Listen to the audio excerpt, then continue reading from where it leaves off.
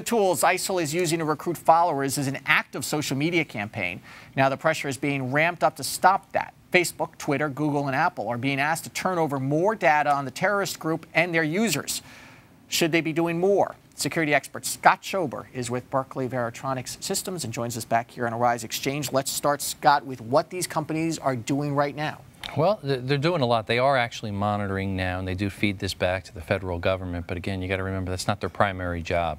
And these companies are huge. If you think about the amount of traffic they have, Facebook, 1.55 billion users. Twitter, you've got 100 billion tweets a day. YouTube, it's huge, over 1 billion users, and I think 80% of that is outside the U.S. So all of this data and tweets and files and pictures and all of that stuff, they can't possibly monitor all that. They'd go out of business. That's not their focus, really.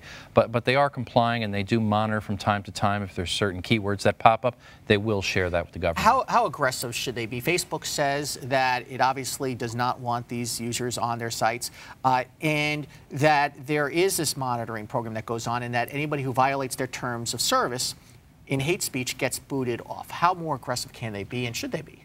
Well, they probably could be a little bit more aggressive. There is that fine balance between privacy, obviously, freedom of speech, and trying to prevent terrorists from putting things up there. And they don't know what's real, what's not real. So it's hard for them to really police it 100%. Well, and there's this issue when Russia invaded Crimea and the Ukraine, there were these anti-Russian comments made by some Ukrainian rebels.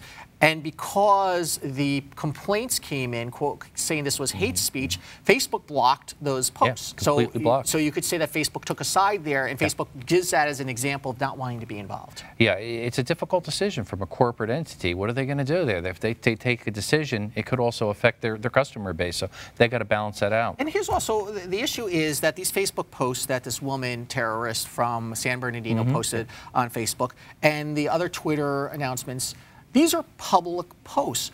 Yep. Why? It sounds to me that the U.S. government, with its sophistication, should simply be able to track these keywords itself. And they can, and they do. They want some help, I guess, to make it faster and easier. And the other thing, remember, too, people that are using Twitter that are terrorists, and Facebook and the others, they constantly are adjusting. The second that they move in and close down these accounts, within minutes they go onto another account, and they use other apps as well. Telegram's another very popular one. End-to-end encryption. They could send out group messages. So that's a separate issue because Apple has a very tough encryption policy. Same thing there. And that we can't crack. For example, the government can't crack or says they can't crack. So then how much should Apple and these companies give the keys to the government to unlock it? And that's part of the pushback here. Yeah, I personally don't feel that they should.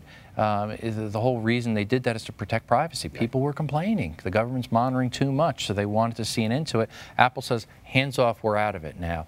We can have secure communication between Apple users, and it's encrypted. So what do you think is going to be the fallout here? Is how much will the political pressure be on these companies, and how much maybe Congress will get involved and the courts get involved? Well, I think everybody's going to start getting involved. We saw yesterday, even with Hillary Clinton, she was pretty strong in wanting Apple and other companies to work closer with government entities and share this and not put up so much encryption, allow backdoors and other things. But I do think it's probably a mistake if you go too far with that. And there has been a history in this country where government has teamed with companies, and we go back to the blacklisting days of Hollywood, where it was not so technologically advanced, where companies felt compelled to work with the government. You can't always trust federal prosecutors and the federal government to do the right thing, and one court after another has said that. Yeah, it's a good point. And we do find that they have loopholes and they find backdoors and other ways where they'll access the data in other countries. So you got to be real careful. However, clearly Americans are right to be upset that this woman went on Facebook, announced her intentions pretty much, and nobody said anything. Nobody did anything about it. And that, by the way, comes down to not just Facebook, but her so-called friends in her circle and people who see this. It's up to everybody to maybe play a little bit of a role here without necessarily ratting out your neighbor for not taking out the trash. Yeah, you really make a beautiful point. If somebody sees something within your network, you should speak up and let them know if there's a threat there. Scott Schober, thank you. Thank you.